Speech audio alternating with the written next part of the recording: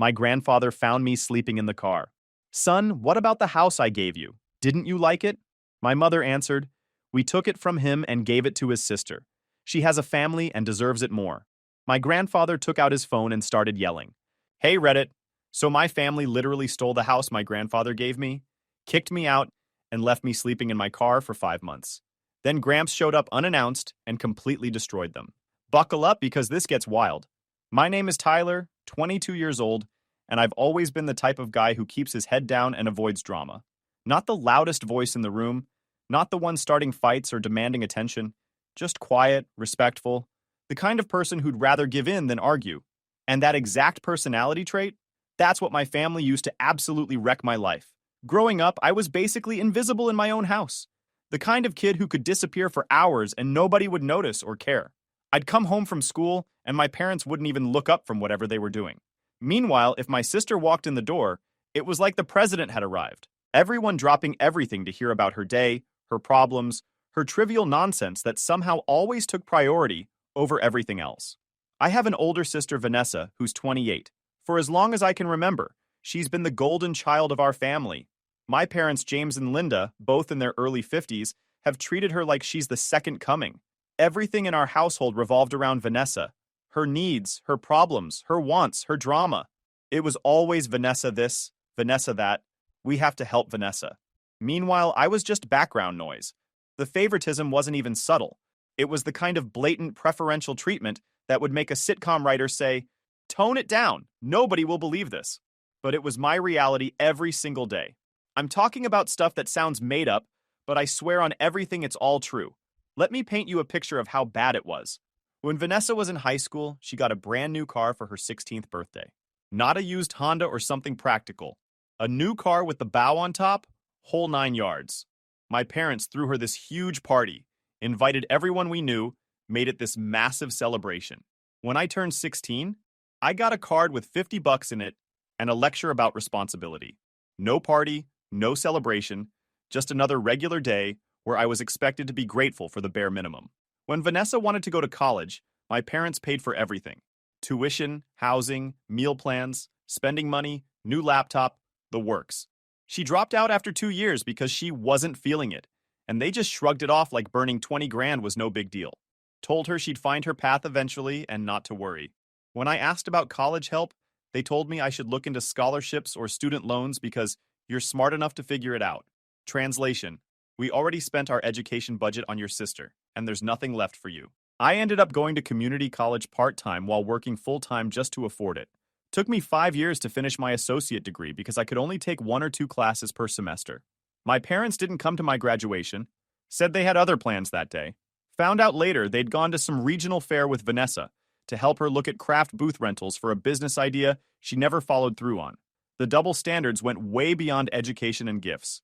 Vanessa would borrow my parents' car and bring it back with an empty gas tank and new dents. They'd just laugh it off and fill it back up themselves. I'd borrow the car once for a job interview and brought it back with a quarter tank instead of half and caught a 20-minute lecture about respect and responsibility. Different rules for different children based purely on who they liked better. Vanessa married this guy Brandon when she was 22. I never liked him from day one. Something about him just screamed unreliable. Turns out my gut was right, because neither of them worked. Like at all. Brandon did random odd jobs here and there when he felt like it. Nothing stable or consistent. He'd work at a warehouse for 3 weeks, then quit because his back hurt. Do some rideshare driving for a month, then stop because gas was expensive. Help someone move for $50, then disappear for another month. Just completely unreliable and unmotivated. Vanessa didn't work at all. Her excuse was always that she had to take care of her 2 kids, Sophie, who's 5, and Noah, who's 3. Now look, I get that childcare is expensive, and being a stay-at-home parent is legitimate work. But here's the thing. Vanessa wasn't really doing either. She'd dump the kids with my mom half the time so she could go shopping or meet friends for lunch. The kids basically raised themselves in front of the TV while she scrolled through social media complaining about how hard her life was. And Brandon? When he wasn't working his occasional jobs, he was playing video games in his underwear or hanging out with his buddies.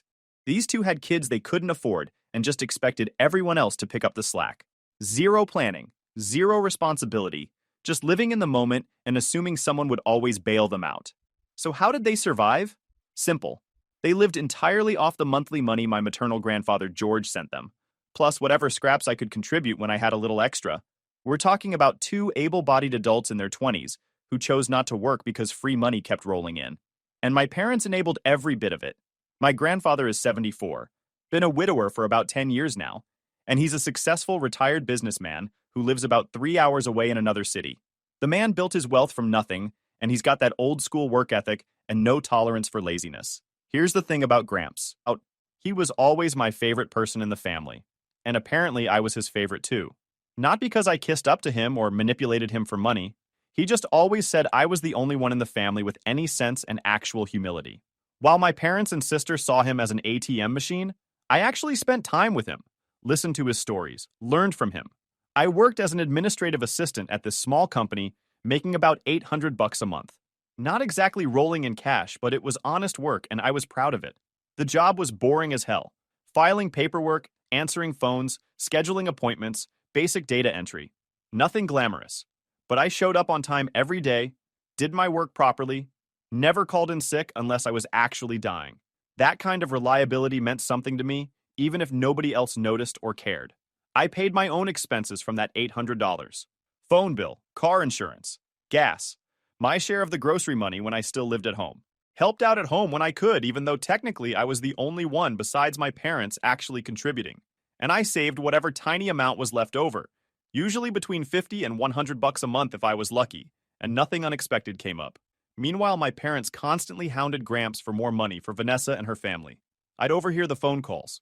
Mom would be on speaker in the kitchen laying out all of Vanessa's problems, like she was reading from a tragedy script. The kids need new shoes. Brandon's car broke down. They're behind on their phone bill. The baby has an ear infection and needs medicine. Always something. Always an emergency. Always more money needed right now. The conversations were always the same guilt-laden manipulation. Vanessa has 2 children to support, they'd remind him constantly. Brandon is looking for work, but it's tough out there. They're trying so hard, but life keeps knocking them down. They just need a little help to get back on their feet. Never mind that they'd been getting back on their feet for 6 solid years, and somehow kept falling down again the second that monthly check arrived, and my grandfather would send them $2,500 every single month. Let that sink in. That's more than 3 times what I made busting my tail at work full-time. But it was never enough for them. There was always some emergency, always something the kids urgently needed, always another crisis requiring more money. The goalpost just kept moving further away no matter how much Gramps sent. 3 months ago was my 22nd birthday. I wasn't expecting anything special because celebrations weren't really a thing for me and my family.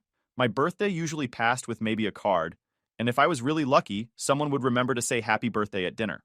That was the extent of it. Meanwhile, Vanessa's birthday every year was this massive production with cakes and decorations and gifts piled high. But that day, I got a call from Gramps and his voice sounded excited. He said he was on his way and had a surprise for me. My heart started racing because Gramps never drove 3 hours, unless it was something important. He drove from his city to ours, and when he arrived, the whole family was gathered in the cramped 2-bedroom apartment where we all lived. Yeah, you read that right. 7 people in a 2-bedroom apartment. Me, my parents, Vanessa, Brandon, and their 2 kids. It was absolute chaos every single day. My parents had the master bedroom. Vanessa and Brandon took the 2nd bedroom. The 2 kids slept on a pull-out couch in the living room. And me? I had an air mattress in the corner of the living room that I'd blow up at night and deflate every morning. No privacy whatsoever. Couldn't even have a private phone conversation without someone listening in or asking who I was talking to. The bathroom situation was a nightmare, with 7 people sharing 1 shower. I'd have to wake up at 5 a.m. just to guarantee I could shower before everyone else used up the hot water. The kitchen was too small for everyone to eat together, so we'd rotate shifts like some kind of prison cafeteria. And the noise. Constant, never-ending noise. Kids screaming and crying. TV blaring cartoons all day. Brandon and Vanessa arguing about something. Mom on the phone complaining to her friends about her hard life. Never a moment of peace or quiet. Just miserable. I'd been saving up to move out, but every time I got close to having enough for a security deposit, something would happen and I'd feel obligated to help out with money. Looking back, I'm pretty sure they timed their emergencies to coincide with whenever I had a decent amount saved. Gramps walked in with this huge smile and a large envelope in his hands. He hugged me tight and told everyone to sit down. We crammed into the tiny living room, and he handed me the envelope. My hands were literally shaking as I took it from him. Whatever was inside, I knew it was important by the way he was looking at me. Inside were keys and a stack of legal documents, real official-looking papers with county seals and notary stamps. My hands were shaking so bad, I could barely hold them steady enough to read. My grandfather's eyes were actually watering when he told me it was a house. A beautiful three-bedroom house in the Meadowbrook neighborhood, fully furnished and modern, completely ready to move in, and it was in my name. Mine. Legally mine. He explained that he'd been planning this for over a year, had been looking at properties, talking to real estate agents, making sure he found the perfect place. He said he wanted to give me a real start in life, something solid to build on, that I'd proven myself through hard work and sacrifice, and never asking for handouts. This was his way of recognizing that and giving me the foundation I deserved. I literally couldn't speak. My brain just stopped working. Like when you try to process information that's too good to be true, and your mind just goes blank. I tried to say I couldn't accept something that huge, but he cut me off. Took my hands in his weathered old hands and looked me straight in the eyes. Told me I deserved it more than anyone he knew. He said I was a good person, truly good, respectful and hardworking even when nobody appreciated it, that I never asked him for anything or caused problems. Never once had I called him begging for money or making up emergencies. I just quietly worked hard and helped others without expecting anything back. The house was his way of showing me he saw all of that and was proud of me, that everything I'd done mattered even if my parents didn't seem to notice. I completely broke down crying right there in the living room. Not dignified manly tears either, full-on sobbing like a kid who just got told Santa was real after all. Hugged him so tight I probably cracked one of his ribs. It was the most incredible thing anyone had ever done for me. After 22 years of being the afterthought, the background character in my own family, someone had finally seen me and valued me. When I looked at my family through my tears, I should have paid more attention to their reactions. My parents had these weird, unreadable expressions on their faces. Not happy for me, not proud, just this strange, calculating look. Vanessa looked straight up annoyed and jealous. Her face had that pinched expression she always got when attention wasn't on her. Brandon was frowning, probably already running calculations in his head. But I was too overwhelmed with gratitude and emotion to care about any of that or think about what it might mean. The next day, Gramps took me to see the house before he drove back home. It was absolutely perfect. 3 real bedrooms with actual closet space, 2 full bathrooms, a modern kitchen with appliances that actually worked, spacious living room, proper dining area, even a small garden in the back. Everything was furnished with good taste. Not fancy, expensive stuff, but quality furniture that made it feel like a real home. Gramps hugged me one more time before he left, told me to take care of it and enjoy it because I deserved it. I drove back to the apartment literally floating on cloud 9. For the first time in my entire life, I had something that was truly mine. My own space. A real future opening up in front of me. But that feeling lasted exactly as long as it took me to walk through the apartment door. My mom was waiting in the living room with this serious expression. Dad was next to her. Vanessa and Brandon were there too, all of them just sitting there like some kind of intervention setup. Mom said we needed to talk, and I said sure, still smiling like an idiot because I was so happy about the house. That's when Dad dropped the bomb. He said they'd been thinking and the house was too big for me. My smile died right there. I asked what he meant, and Mom jumped in saying I lived alone. No partner, no kids, so what did I need 3 bedrooms for? I tried to say maybe in the future I'd need the space. Maybe I'd want a home office or a guest room or just space to breathe, but Dad cut me off. He said Vanessa had 2 children, and Sophie and Noah needed space to grow and play. That they were cramped in the apartment, and it wasn't fair for me to have that whole house to myself while her kids suffered in these conditions. Vanessa chimed in with this whiny, manipulative voice, saying her children deserved better than the tiny apartment. That I was being selfish keeping all that space when they clearly needed it more. I said Gramps gave the house to me, and it was mine. Mom hit me with that classic line about how family shares and family supports each other. Like suddenly, we were this tight-knit, loving family when it was convenient for them. I pointed out that I'd been supporting them financially whenever I could, giving them money from my tiny paycheck when they had emergencies. But Dad said this was different. This was about giving my niece and nephew a chance to grow up happy and healthy. Then he actually looked me in the eyes and asked if I didn't want them to be happy, like he was trying to guilt-trip me into feeling like some kind of monster who wanted children to suffer. It was manipulative as hell, and looking back, I can't believe I fell for it. But in the moment, with all 3 of them staring at me making me feel like the bad guy, it worked. That was just the beginning. For the next 3 weeks, it was constant pressure from every single angle. Every day started with some comment about the house. Every conversation somehow circled back to how I was being unreasonable. Every meal together included pointed remarks about my selfishness. It was psychological warfare, and I was the target. Mom would start in at breakfast. While I was trying to eat my cereal before work, she'd make these comments about how some people care more about possessions than family. How some people forget where they came from the second they get something nice. Just constant needling designed to make me feel guilty for having something good. Dad would ambush me when I got home from work. I'd barely walk through the door and he'd corner me with more arguments, talking about family values and how his father would be disappointed to see me acting this way. Ironic since Gramps specifically gave me the house and not them. But logic didn't matter in these conversations. Vanessa was the worst, though. She'd cry these fake tears and talk about how Sophie asked her why they couldn't have a nice house like Uncle Tyler. How Noah didn't understand why they had to sleep in the living room. She'd show me pictures of the kids looking sad, like that somehow proved they were suffering from my choices. The kids were fine. They were happy playing with their toys. But Vanessa would frame everything like they were living in some kind of Dickensian nightmare. Brandon mostly stayed quiet, but would occasionally add his 2 cents. Usually something about how a real man would put family first, or how he'd give up anything for his kids. Rich coming from a guy who barely worked and lived off handouts. But he'd say it with this knowing smirk, like he had me all figured out. It was constant, exhausting, overwhelming. They'd gang up on me. 3-on-1. Sometimes 4 when Brandon bothered to join in. I'd try to escape to my corner with the air mattress, but there was nowhere to go in that tiny apartment. Nowhere to get away from the constant pressure and guilt trips and manipulation.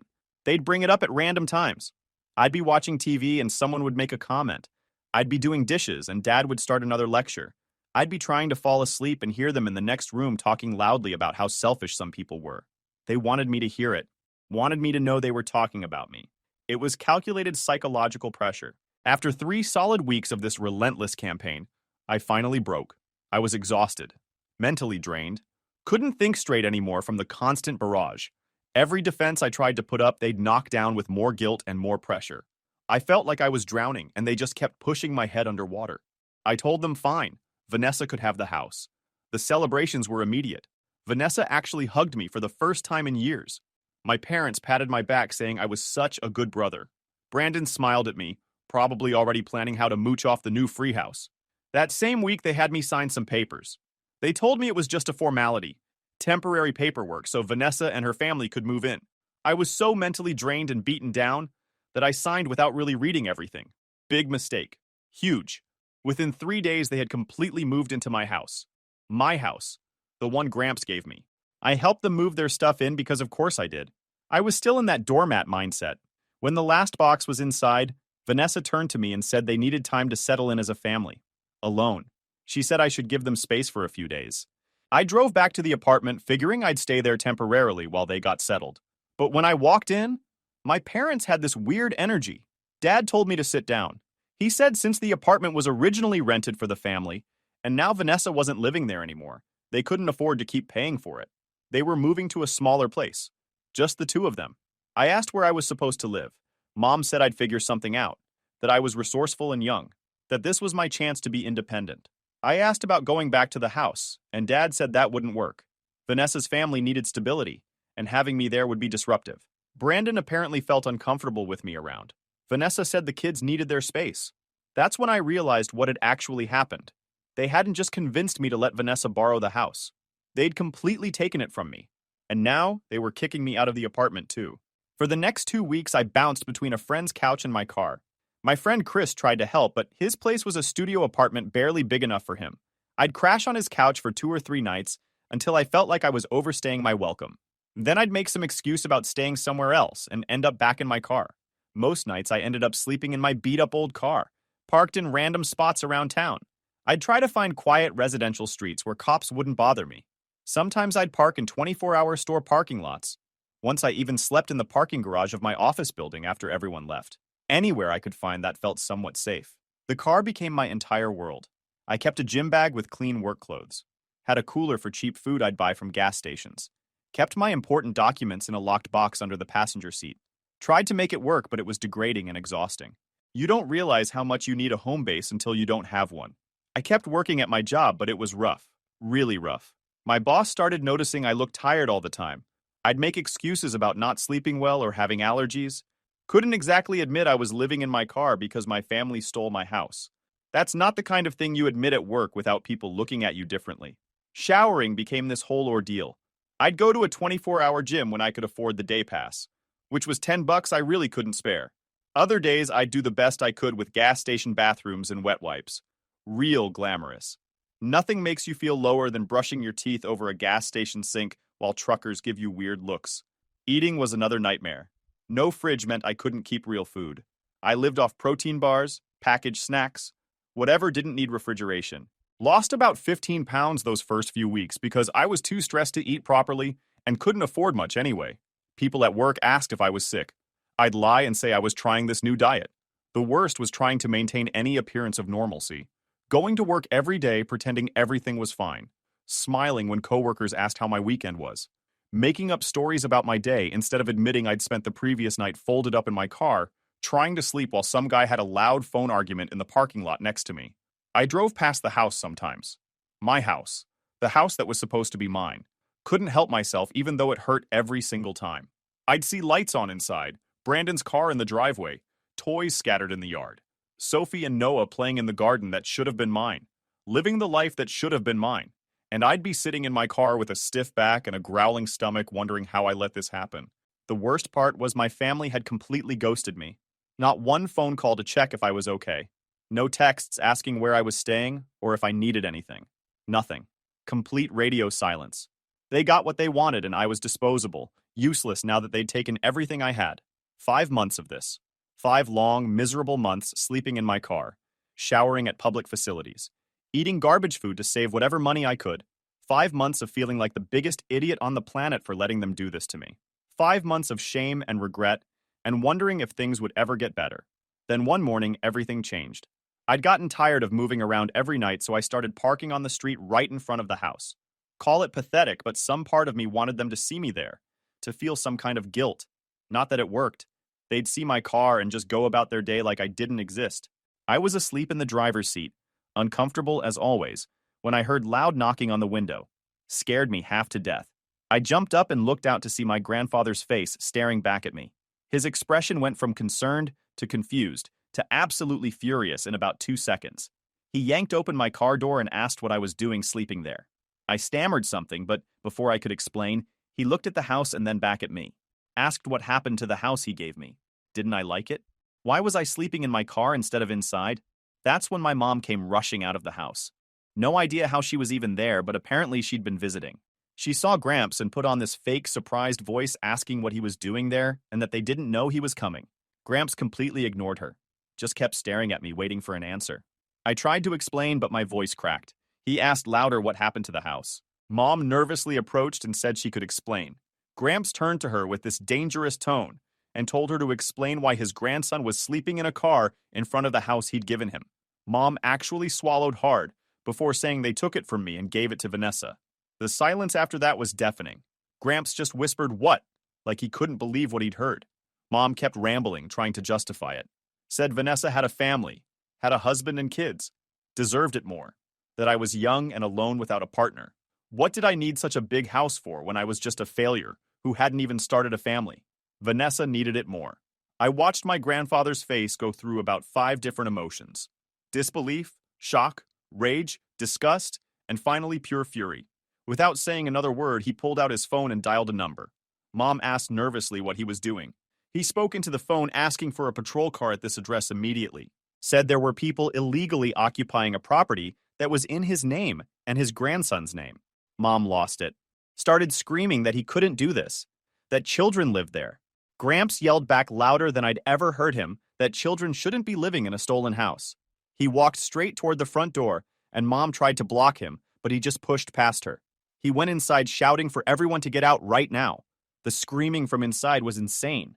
Vanessa shrieking, Brandon stammering excuses, Dad trying to calm everything down, the kids crying because everyone was yelling. Gramps kept shouting that the house belonged to me, that he paid for it with his money and gave it to me, and absolutely nobody had the right to take it. Vanessa came out crying, saying her children needed this house. Gramps yelled back that her children needed parents who actually worked, not a stolen house. Dad came out trying to smooth things over, calling it a misunderstanding. Gramps turned on him with blazing eyes and asked how leaving his own son to sleep in a car on the street was a misunderstanding. Vanessa tried saying I agreed to give them the house. Gramps asked if they pressured me, manipulated me, took advantage of my nature. Nobody answered because the guilt was written all over their faces. 10 minutes later, 2 police cars showed up. Gramps showed the officers the original property deeds, with both our names clearly listed as owners. The cops reviewed everything, talked to my family, and finally told Vanessa and Brandon they had to vacate the property. Gave them 1 hour to grab their essential belongings. Mom started crying, saying they had nowhere to go. The officer, this older guy who looked like he'd seen everything, said firmly that wasn't the law's problem and told them to start packing. His partner, a younger woman, started taking notes and photos of the scene for their report. The next hour was complete chaos. Vanessa was sobbing dramatically while throwing clothes into suitcases, making sure everyone could hear how unfair this all was, how cruel, how she didn't deserve this. Brandon was muttering curses under his breath while hauling boxes and bags. Kept shooting me these dirty looks like somehow I was the villain in this situation. My parents were begging Gramps to reconsider, trying every manipulation tactic they'd perfected over the years. Dad tried the sympathy angle, talking about how they were getting older and couldn't handle this stress, how this would hurt their health. Gramps just stared at him with zero sympathy. Mom tried guilt, reminded him of all the years they'd cared for him when his wife died, how they'd been there for him. Gramps pointed out he'd repaid that support 100 times over with the money he'd given them for Vanessa. The kids were confused and crying. Sophie kept asking her mom why they had to leave. Noah was clinging to Vanessa, terrified by all the yelling and tension. Part of me felt bad for them because none of this was their fault. They were just innocent kids caught in the middle of their parents' greed and lies. But the bigger part of me knew this was necessary. They needed to learn young that actions have consequences. Gramps stood firm next to me in the yard with his arm around my shoulders the entire time. A united front. Every time my parents approached him with another plea or excuse, he'd just shake his head and tell them their time was running out. His presence gave me strength, made me feel like maybe I wasn't the weak, pathetic person I'd felt like for 5 months. Neighbors had come out to watch the spectacle, standing on their porches or peeking through windows. Small-town gossip travels fast, and this was premium drama. I should have been embarrassed, but honestly, I was past caring. Let everyone see what my family really was. Let them know the truth. Vanessa tried one last play when there were only 10 minutes left. She approached me directly, bypassing Gramps, with tears running down her face. Begged me to tell the police it was all a misunderstanding. Said she'd give the house back, we could work something out. But her eyes told a different story. She was just trying to buy time, figure out another angle. If I called off the cops, she'd find a way to stay, and I'd be back to square one. I looked her right in the eyes and told her no. Simple as that. No explanation, no justification, just no. The look on her face was priceless. She'd never heard me stand up to her before, never seen me refuse anything. She actually stumbled back like I'd slapped her. Exactly 1 hour later, my family was on the sidewalk with their suitcases and bags piled around them. Vanessa was hysterical, makeup running down her face. My parents looked completely defeated, older somehow than they had an hour ago. Brandon was pacing back and forth, probably trying to figure out which friend's couch they could crash on. The kids were still crying, overwhelmed by everything happening. The police officers did one final check of the house to make sure they'd removed all essential items. Told them they could arrange a time to get the rest later, but for now, they needed to leave the property. One officer gave me his card and told me to call if my family tried to come back without permission. Suggested I might want to change the locks as soon as possible. Mom tried pleading one more time, asking him not to cut off the monthly support because the children needed to eat. Gramps looked at her with this expression of pure disappointment, said from that day forward they wouldn't receive a single cent more from him.